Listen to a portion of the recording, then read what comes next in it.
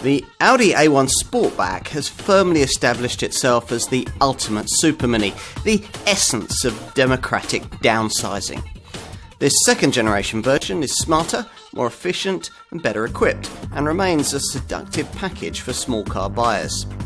Luxury makers often cut corners to drive down the cost of their smaller models, and it shows. Not Audi. In any form you choose, this A1 Sportback would always feel reassuringly expensive. You sense right from the outset in driving this second generation A1 that it's a car with quite a bit more of its own personality, even though, as before, all the engineering is still of Polo parentage. The steering's probably the biggest change. You can still use a bit more feel, but it's much sharper than before and allows you to place the car exactly where you want it through the bends. Clearly, the development team were looking to go some way towards the drive dynamics of a rival Mini 5-door hatch.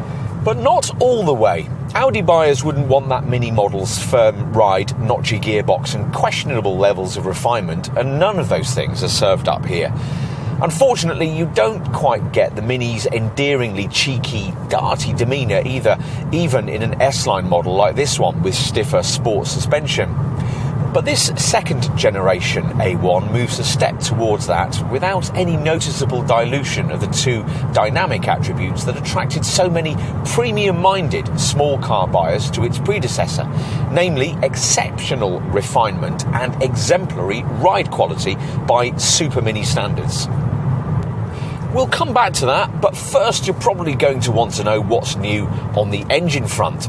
Not that much is the answer, though Audi's done its best to disguise the fact with a range of new model designations. Diesel power is notable by its absence, and instead there's a choice of efficient TFSI petrol units with outputs ranging from 95 to 200 PS, all enhanced by turbocharging and direct injection. All can be matched to smooth S-tronic dual-clutch auto transmission on request, which on most models is a 7-speed setup. Things kick off with the 25 TFSI derivative, which has a 1-litre 3-cylinder power plant offering 95 PS. But the vast majority of likely buyers will prefer the 30 TFSI model we're trying here, which uses a 116 PS version of the same engine. With a manual gearbox and 15-inch wheels, a 30 TFSI variant delivers a WLTP-rated NED-C2 combined cycle fuel figure of up to 58.9 mpg and up to 108 grams per kilometre of CO2. The next version up, the 4-cylinder 1.5-litre 35 TFSI derivative, has 150 PS and can do almost as well thanks to a clever cylinder deactivation system. A 2-litre 200 PS 40 TFSI hot hatch model tops off the range. Audi's designers were treading a fine line here. The people who didn't buy the original version of this model and chose a 5-door Mini instead were looking for something more distinctive and fashionable. With this second generation A1, Ingolstadt wanted to better please these people while continuing to satisfy those who like this model precisely because of its Russian doll Audi brand authenticity. This time round, there's no 3-door body style because only 20% of buyers of the previous generation model wanted that. The 5-door Sportback format that remains is 6mm narrower and 30mm lower than before as part of Audi's efforts to make the shape more interesting.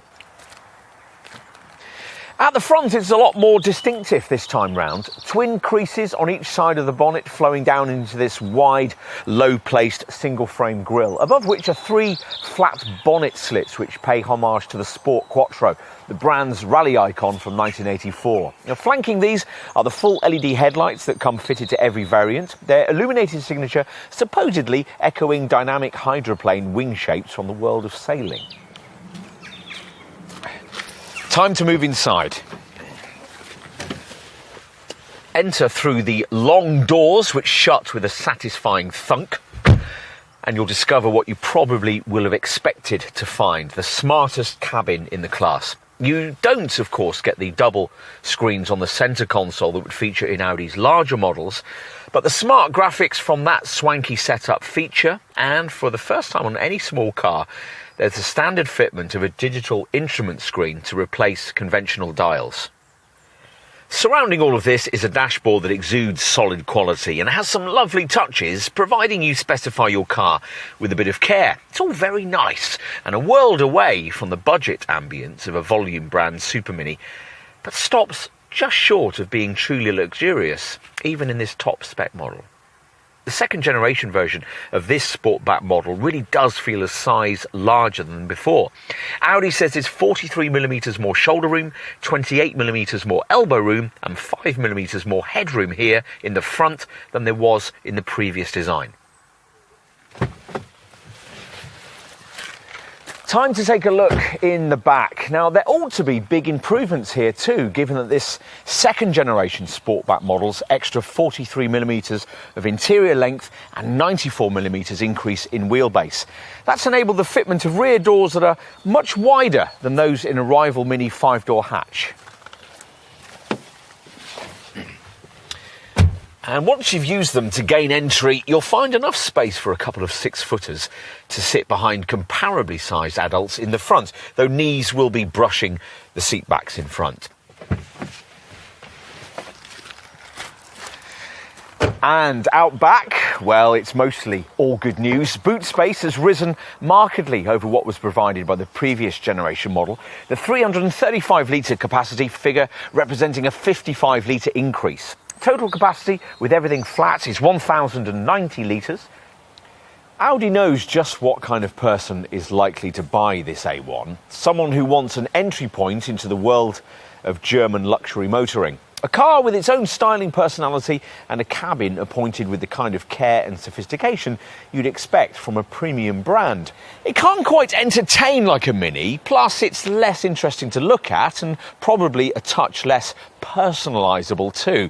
But on the other hand, the A1 is more refined, has a much better quality of ride and is usefully larger inside, all of which will matter to likely buyers. But not quite as much as the fact that if you climb out of an A4 or an A6 into one of these, the feeling will be much the same. The essence of a large luxury car really has been distilled into a smaller, more accessible one, just as Audi promised.